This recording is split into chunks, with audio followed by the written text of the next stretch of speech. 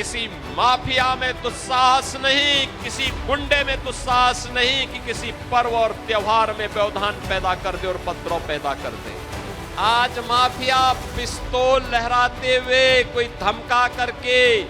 खुली जीप में चल करके किसी हिंदू को धमका नहीं सकता है।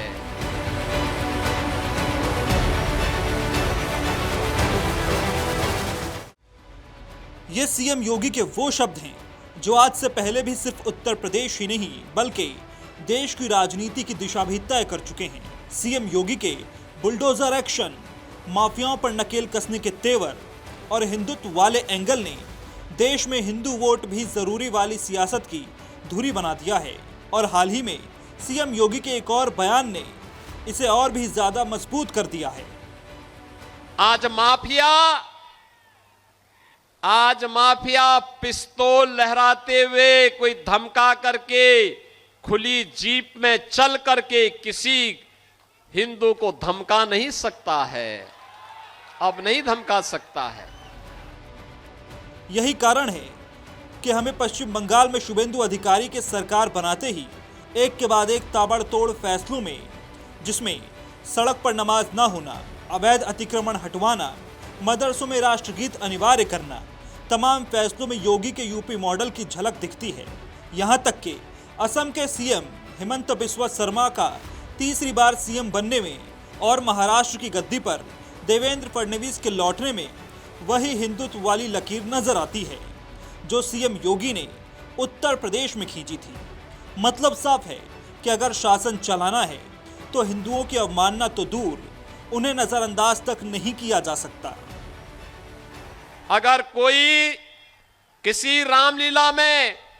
किसी यज्ञ और कथा में, किसी धार्मिक आयोजन में, रामनवमी हो, शिवरात्रि हो, जन्माष्टमी हो, रक्षाबंधन हो, इन आयोजनों में अगर किसी ने व्यवधान डाला तो पर्व तो मना ही लेगा, लेकिन उसके बाद ये तय है कि रावण और कंस जैसी दुर्गति उसकी तय है जो व्यवधान डालने वाला है। सीएम योगी ने मऊ में अपने भाषण में जिन बातों का जिक्र किया, अगर उसका परत दर परत मतलब निकाला जाए तो इसके उदाहरण हमें पहले ही कई राज्यों में देखने को मिल चुके हैं, जहां सनातन या हिंदुओं को सियासत में वो जगह नहीं दी गई जिसके वो हकदार थे, तो वहां सत्ता का पतन देखने को मिला, जिसमें तमिलनाडु में स्टालिन, बिहार में लालू और पश्चिम बंगाल में ममता बनर्जी शामिल हैं। आपका एक वोट, आपका एक वोट 500 वर्षों की गुलामी के कलंक को धो करके अयोध्या में राम मंदिर का निर्माण कर देता है। ये वोट की ताकत है। आपका एक वोट काशी में काशी विश्वनाथ धाम का निर्माण कर देता है। पिछले कई राज्यों के चुनावी नतीजे बताते हैं कि जहां जहां हिंदुत्व वाले नैरेटिव को अमल में लाया गया, वहां विपक्षियों के सभी जातीय से लेकर सभी सियासी समीकरण ध्वस्त नजर आए और इसीलिए विपक्षी नेता भी मौके की नजाकत को समझते हुए सॉफ्ट हिंदुत्व वाले दांव को खेलते हुए नजर आते हैं, मगर उनके लिए अपने परंपरागत वोट बैंक को साध कर ये सब कर पाना मुश्किल नजर आता है।